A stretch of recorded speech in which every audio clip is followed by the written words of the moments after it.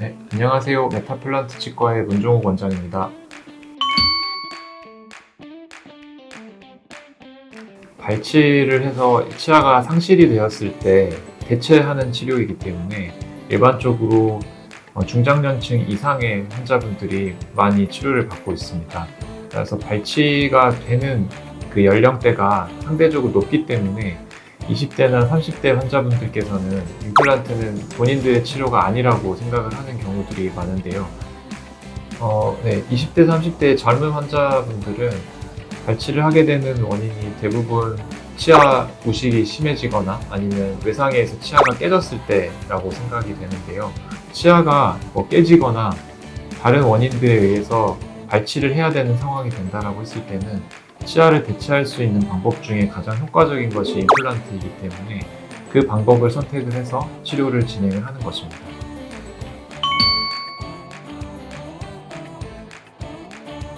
사실 젊은 환자분들이 임플란트 치료에 대해서 걱정을 하는 거는 임플란트 수명에 대한 것일 겁니다.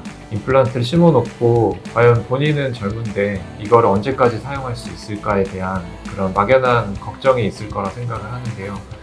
사실 임플란트의 수명은 그 연령에 따라서 달라진다기보다는 주변 뼈 환경이나 그리고 임플란트 수술과 보철이 완료된 이후에 어떻게 관리를 하느냐에 따라서 수명이 단축될 수도 있고 더 증가될 수도 있다고 생각을 합니다. 치아를 발치를 했을 때 잇몸 뼈에는 염증이 없는 경우가 대부분이라서 대부분 임플란트를 바로 발치와 동시에 식립을 할 수가 있습니다. 그래서 이렇게 식립을 하는 것이 임플란트 주변 뼈 환경을 건전하게 유지할 수 있는 가장 좋은 방법이고요. 아무리 처음에 뼈에 염증이 없고 치주 질환이 없는 상태였어도 뿌리만 남은 상태에서 계속해서 방치를 한다든지 치아 오식이 더 심해지면서 거기 공간이 생기면서 지속적으로 음식물이 낄 수 있는 환경이 만들어진다든지 하면 주변 잇몸에도 염증이 생기기 때문에 뼈 이식을 해야 되거나 하는 가능성들이 더 늘어날 수가 있습니다. 그래서 치아가 심하게 파절이 된다거나 했을 때 최대한 다른 치료와 마찬가지로 빠르게 치과에 방문을 하셔서 치과 치료를 시작을 하는 것이 뼈 이식 가능성을 낮추고 임플란트 주위 환경을 더욱더 건전하게 할 수 있는 좋은 방법이라고 생각을 합니다.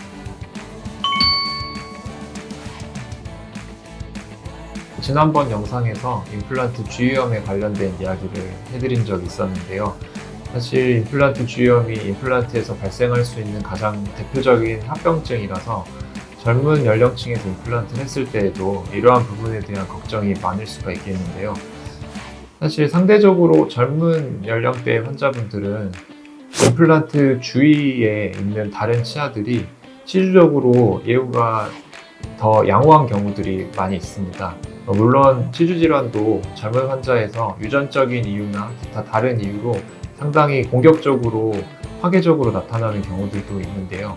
이런 환자분들을 제외하고 외상에서 단순 파절로 치아를 발걸했거나 아니면 충치로 치아를 발치를 하고 임플란트를 하신 분들은 대부분은 앞뒤 치아들이 상당히 뼈들이 건전한 경우가 많습니다. 사실 그래서 이러한 경우에는 정기적으로 스케일링을 받으시고 필요하다면 잇몸 치료나 이러한 치주적인 기획과적 치료를 받으신다라고 하면 임플란트 주위염에 대한 걱정은 그렇게 크게 하지 않으셔도 됩니다. 상대적으로 노령분들은 임플란트 주변의 다른 치아들도 이미 치주적으로 좋지 않은 상태이기 때문에 훨씬 더 음식물도 많이 끼고 하면서 임플란트까지 악영향을 주는 경우가 많은데 젊은 환자분들은 본인이 조금만 생각을 하고 잘 관리를 해주신다라고 하면 임플란트 주위염에 대한 위험성은 아무래도 중장년층에 비해서는 훨씬 더 낮다라고 할 수 있겠습니다.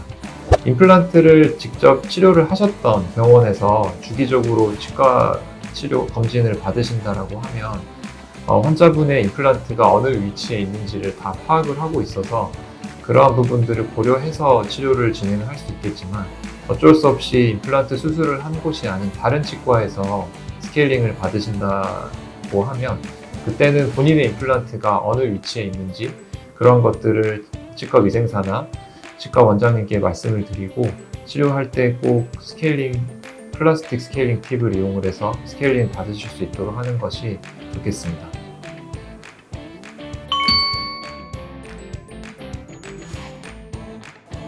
20, 30대 젊은 환자분들 같은 경우에 일반적으로 1개 내지 2개 소수의 임플란트를 식립을 하고 고철을 완성을 하는 경우들이 많이 있는데요. 다수는 더 힘들겠고 소수의 임플란트를 잘 관리를 하려면 치간 칫솔이나 치실 등을 이용을 해서 특히 치아와 임플란트 사이에 음식물이 끼지 않게 관리를 하는 것이 가장 중요하다고 할 수 있겠습니다. 그리고 일반적으로 임플란트는 뼈에 강력하게 결합이 되어 있어서 임플란트 안에 나사가 풀리지 않는 이상 그 위치를 그대로 유지를 하는 상태에 있는데요. 나머지 특히 임플란트 앞쪽에 있는 자연치들의 경우에는 일생에 걸쳐서 얼굴 정중선 방향으로 조금씩 이동을 해나가기 때문에 시간이 지남에 따라서 임플란트와 그 임플란트 앞치와 사이의 공간들이 조금씩 벌어지는 경우들이 많이 있습니다. 그래서 그런 부분들에 대해서는 특히나 치실이나 치간칫솔 관리가 더 중요해지겠고요. 치실이나 치간칫솔이 아무 저항감 없이 자주 이렇게 쑥쑥 들어갈 수 있게 되는 환경이 됐을 때는 임플란트 보철물을 수정을 하거나 추가적인 재료를 안에 첨가를 해서 그 공간을 막아줌으로써 음식물이 끼는 것들을 방지하는 그러한 치료들도 필요하게 될 수 있으니 적극적인 유지 관리가 필수적이라고 할 수 있겠습니다.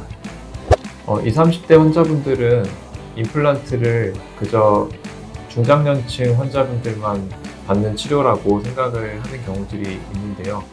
그래도 예전에 비해서는 상대적으로 임플란트가 많이 대중화되면서 젊은 환자분들도 치아가 상실되었을 때는 임플란트 치료를 해야겠다라고 마음 먹으신 분들도 많이 있는 것 같습니다.